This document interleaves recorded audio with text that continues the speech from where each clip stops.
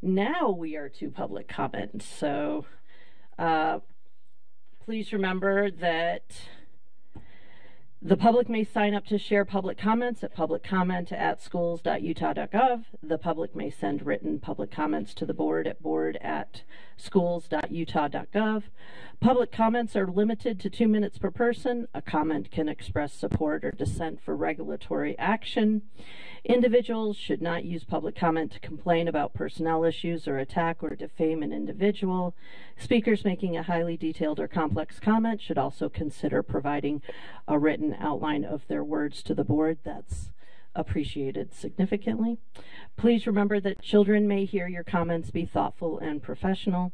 And please keep your comments appropriate for a general audience. If you have material with explicit language or content, we ask that you submit material in writing to the board at board@schools.utah.gov. First up, we have Sarah Jones.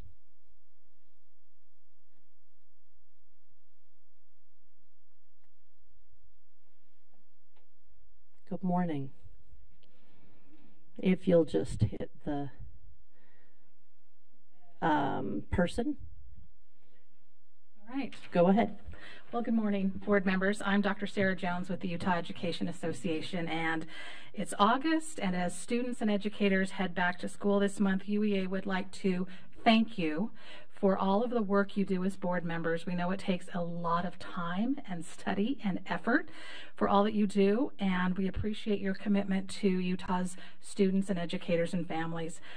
UEA is also committed to advocating for students and educators and the education profession, and one way we strive to accomplish that is to engage in policy discussions to promote quality public education together with you. As we raise questions about policy issues, it's in the spirit of partnership.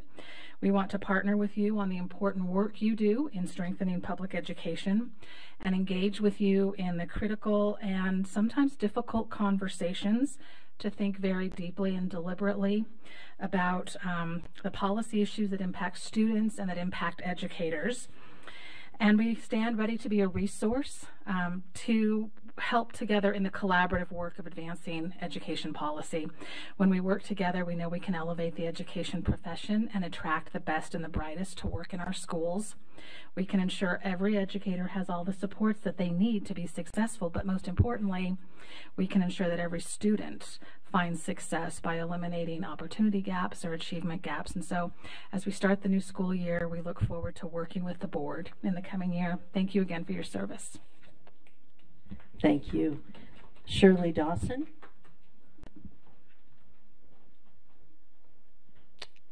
Did Shirley make it this morning? Okay. Dr. Mallory Poole.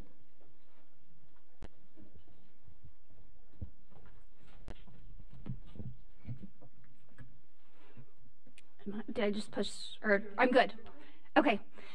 Good morning. My name is Dr. Mallory Poole.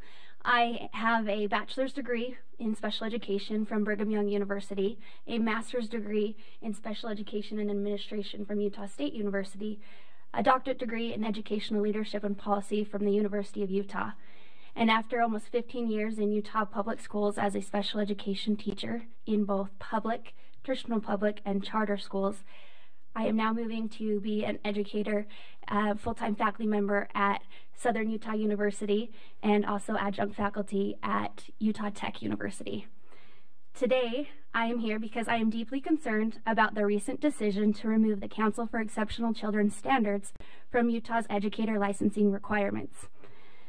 As an educator, professional, researcher, student, and practitioner dedicated to special education, I see firsthand how crucial these standards are for preparing effective teachers and ensuring high-quality education for our Utah students. Without these standards, we risk worsening teacher turnover, compromising educational quality, and undermining the ability to meet student needs. The solution: to address these issues, I strongly urge you to reconsider the decision to reinstate the current 2020 CEC standards. These standards are essential for effective teacher preparation and accreditation, providing a strong foundation for new educators aligning with federal and state laws.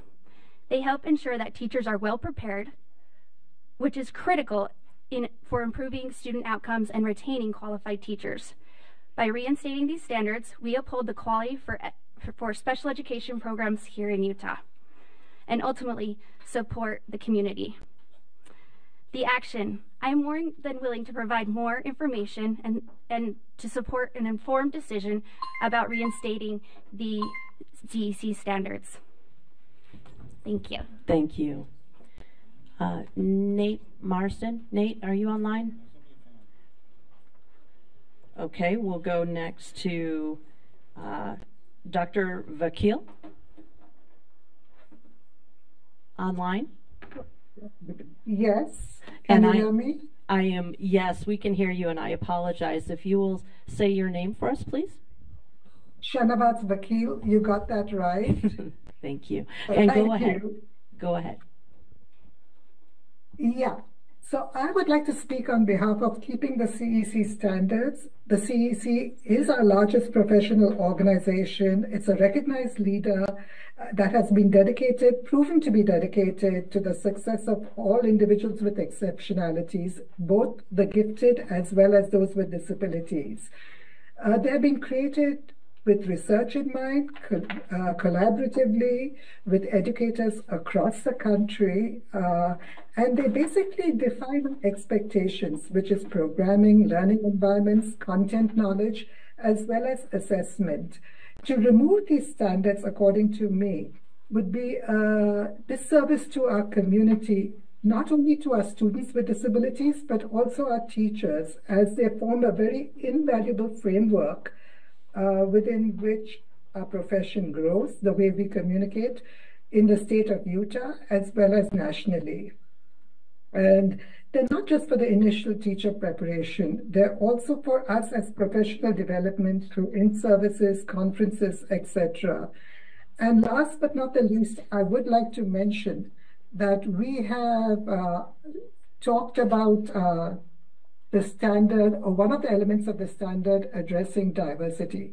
We're not talking about diversity in the traditional sense, perhaps, but we're talking about diversity in the context of the family who serves, where the child belongs.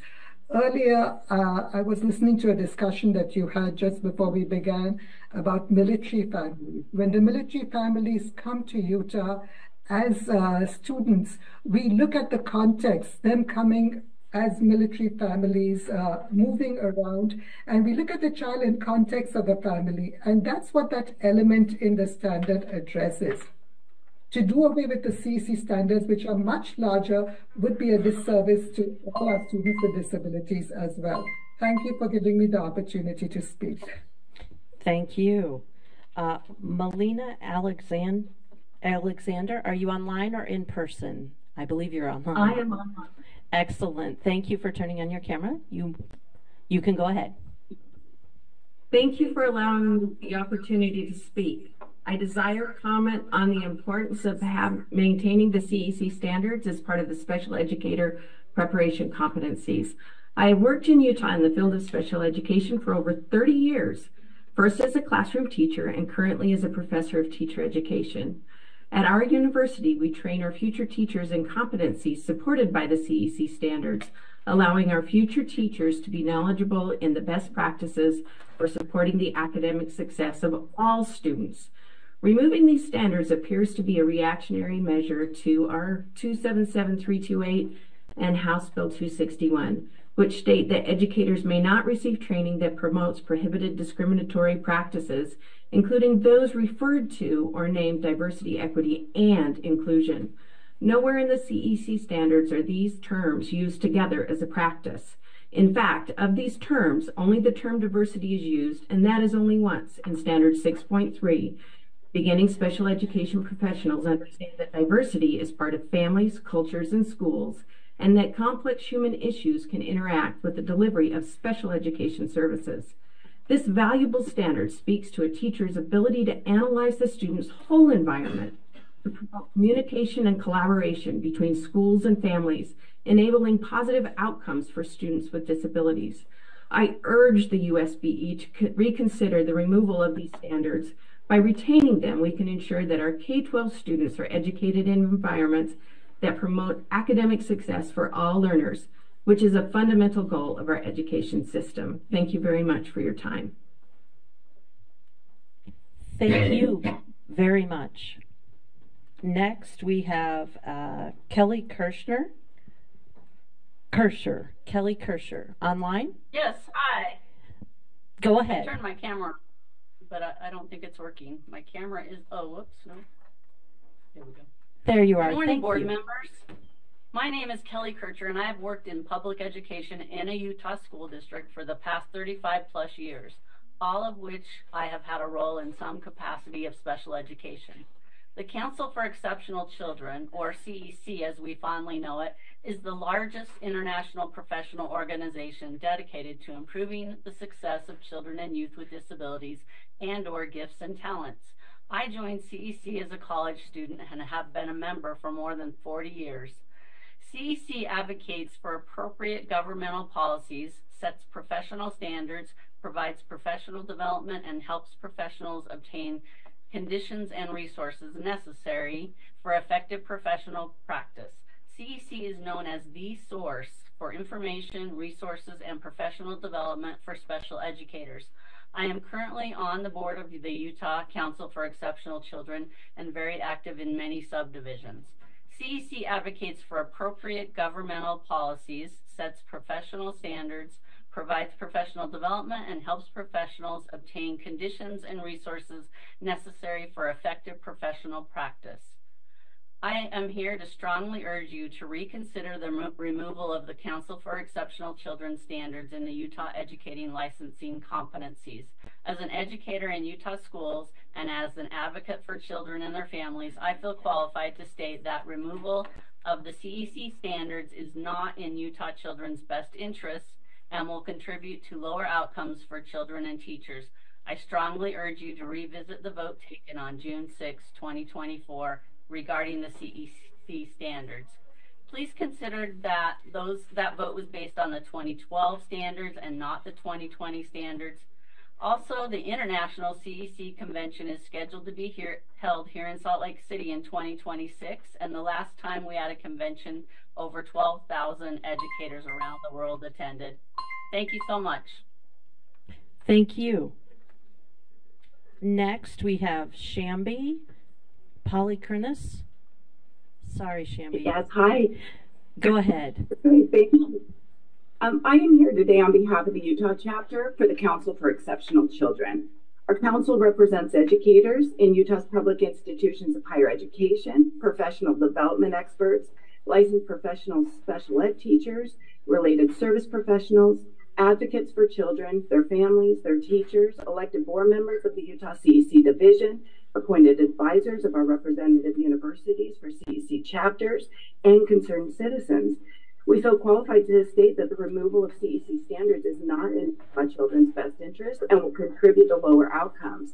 Unfortunately, at no point in time were we asked for our professional and personal experience with these standards prior to the vote to remove them. Our esteemed colleagues are already speaking on the impact of teacher licensing, so the council would like to address a few additional considerations. First, the council takes issue with the simple search, find, and count process taken by members of this board to hunt for specific terminology. Misappropriation of professionally and federally defined terms is harmful to special education, medicine, labor, social services, and society.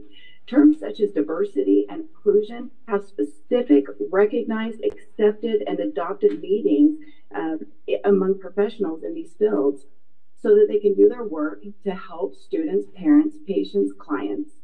Second, CEC standards are based on high leverage practices in education. Beyond their use in higher ed, the standards are used to develop evaluation tools, para-ed's development in schools, and to create professional development opportunities. The CEC standards are evidence-based and best practices to ensure that federal laws regarding the education of children with disabilities are followed so that students are provided with an appropriate education that is reasonably calculated to enable progress to meet their needs. These include ADA, IDEA, Section 504, and the Andrew F. Supreme Court ruling. In closing, we we urge the board to reconsider the removal of the premier professional organization standards for special education teacher prep.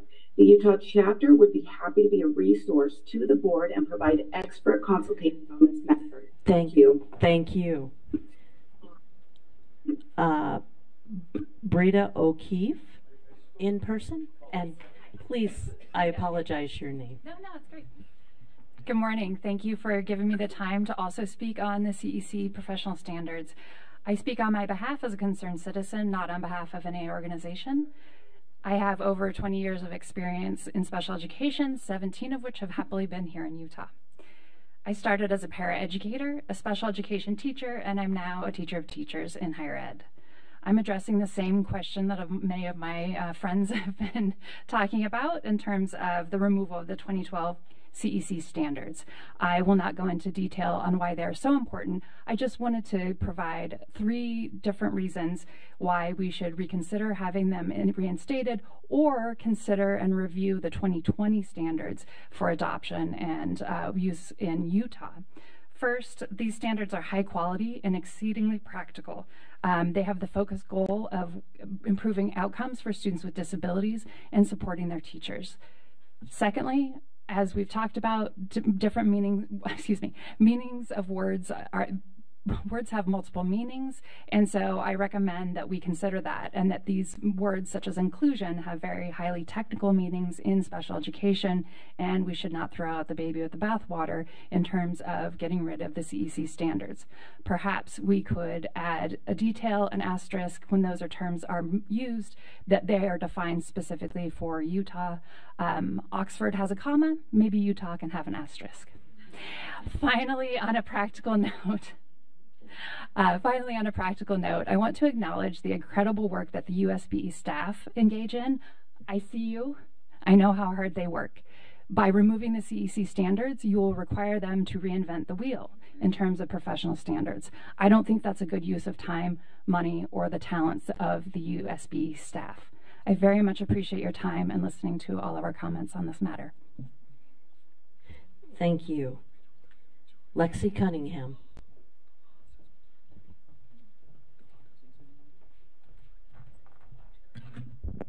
Vice Chair Earl, Vice Chair Hart, members of the board, Superintendent Dixon, good morning, and thank you for the opportunity to speak to you today. I bring greetings from the Utah School Superintendents Association and the Utah School Boards Association. I'd first like to say I'm so excited to be here today and hearing from our Teacher of the Year and the wonderful employees of the month. We are so fortunate in Utah to have such great teachers who are working hard every day to support each other and to support our students. August 1st, August is back to school month. We are 11 days away from our first district starting school. Washington County will start on the 12th. And thank you for all that you do throughout the year, but especially this summer. I have seen many of you at events at a statewide level. I've seen some of you in schools, in our rural areas, and I'd just like to thank you for making the time to get out and visit with our leaders, our teachers, our board members, our parents, our students. It really does mean a lot.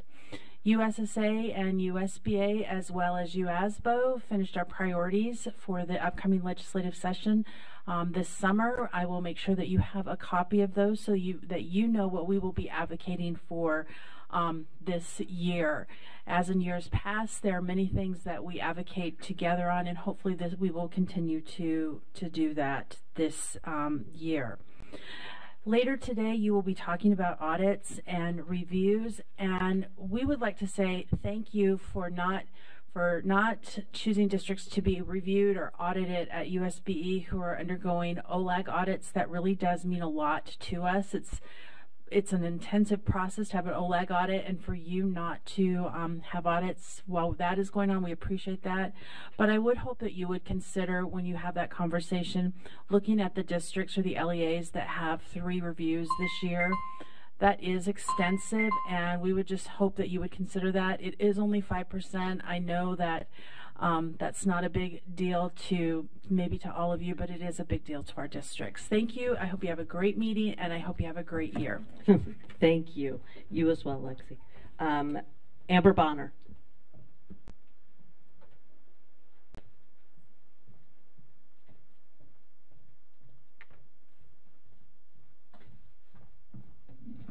Good morning. My name's Amber Bonner. I'm the Education Commissioner for Utah PTA.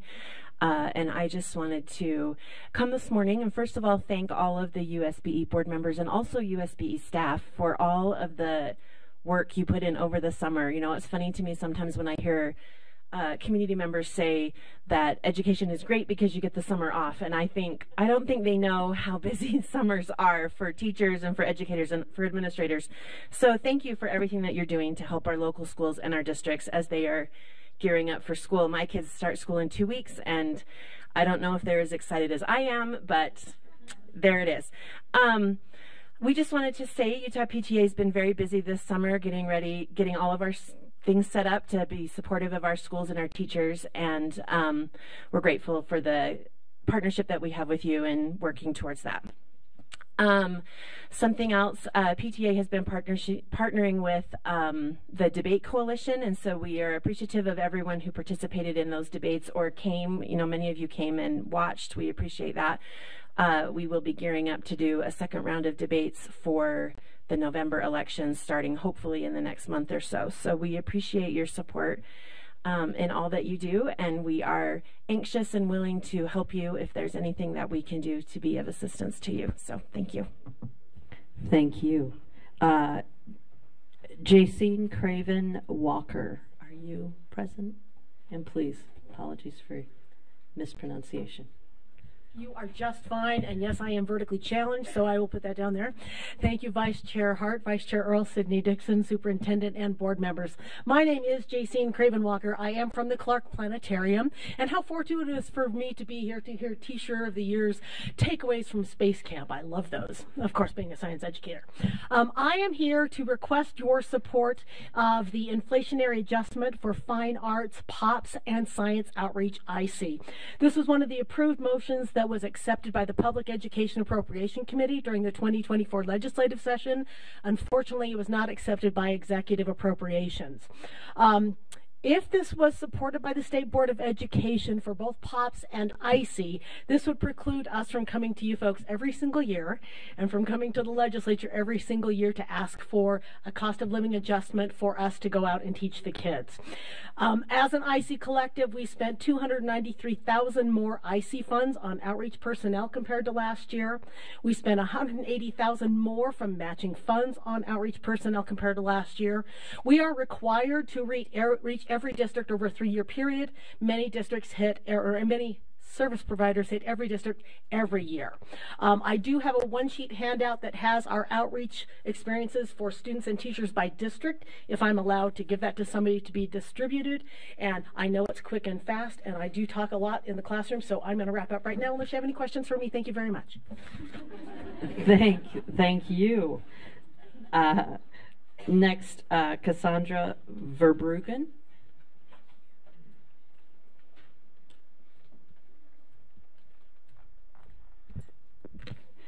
Good morning, and thank you also for the opportunity to speak with you today. I'm Cassandra Verbruggen. I'm the Executive Director of Spy Hop Productions. We're a media arts education organization based here in Salt Lake City. I'm speaking to you today on behalf of the 15 arts organizations who are members of the Utah State Board of Education's Fine Arts Professional Outreach Program in Schools, otherwise known as POPs. We would like to thank you for your continued support and for recognizing the value that arts play in the education of Utah's children.